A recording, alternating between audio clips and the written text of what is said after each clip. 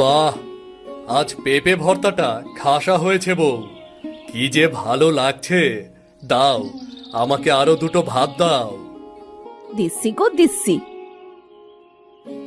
তুমি পেট পুড়ে খাও, নিজেদের গাছের পেঁপে স্বাদ হবে না? তা হ্যাঁ গো, জমিতে তো সব গাছেই ভালো পেঁপে ফলেছে, ওগুলো বাজারে তুললেও তো 2 টাকা হয়। সবগুলো আরো একটু বড় হোক, ওজন বেশি হলে দামও বেশি হবে। তবে ভাবছি আজ কিছু পেঁপে বাজারে বিক্রি করে একটা বড় মাছ কিনে আনবো। কতদিন হলো পাতে একটু মাছ পড়ে না। শুধু মাছের কথাই তোমার মনে পড়লো? ঘরে চাল আনাজ সবই তো বাড়ন্ত, সেসবও তো আনতে হবে, নয়তো আজ বারবেলা থেকেই না খেয়ে থাকতে হবে। ঠিক আছে, আমি সব আনবো। ভাবছি তোমার আর মেয়ের জন্য ভালো কাপড়ও আনবো, সামনেই তো পার্বণ। আগে তো পেট ভরে 2 ভাত খাই, তারপর না হয় নতুন কাপড়ের কথা ভাববো। মেয়েটাকে ডাকো, দুজনে মিলে খেয়ে নাও। আমার তো খাওয়া শেষ হলো। কি খাবো আমরা? সামান্য একটু চাল ছিল, তাই তো ফুটিয়ে এনেছি। তোমার তো খিদে পেলে আবার জ্ঞান থাকে না, সবটাই তুমি খেয়ে নিয়েছো। আমাদের পানি ছাড়া আর খাওয়ার মতো কিচ্ছু নেই। আগে কেন বলনি? আমি যখন খাবার চাইলাম তখনই না করে দিতে। তুমি ঘরের কর্তা, তোমাকে ক্ষুধার্ত রাখলে তো আমার পাপ হবে।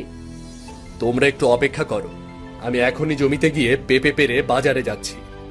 আজ আমরা মন ভরে পেট ভরে খাবার খাবো।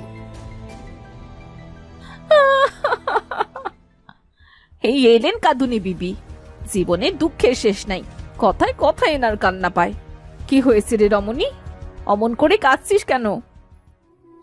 বাবা, ও বাবা, নদী ভাঙনে আমাদের জমিটা পানিতে তলিয়ে গেছে। গোটা গোটা গাছগুলো সব চোখের পলকে নদীতে নুইয়ে পড়লো। আমাদের সব শেষ হয়ে গেল বাবা। এবার এবার আমাদের কি হবে? কিসব কথা বলছিস তুই? চলো তো গিয়ে দেখে আসি কি হয়েছে। বলা নেই কওয়া নেই, হুট করে এক রাতেই নদী ভাঙন শুরু হলো। আমি সত্যি বলছি মা, আমি নিজের চোখে দেখে এলাম, তারপরই তো তোমাদের ডাকতে এলাম। তুই তো ধান শুনতে কান শুনিস, তোর কথায় আমার ভরসা নেই।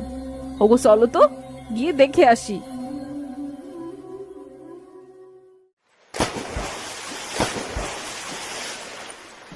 হায় হায়, এ আমাদের সাথে কি খেলায় মেতেছো বিধাতা।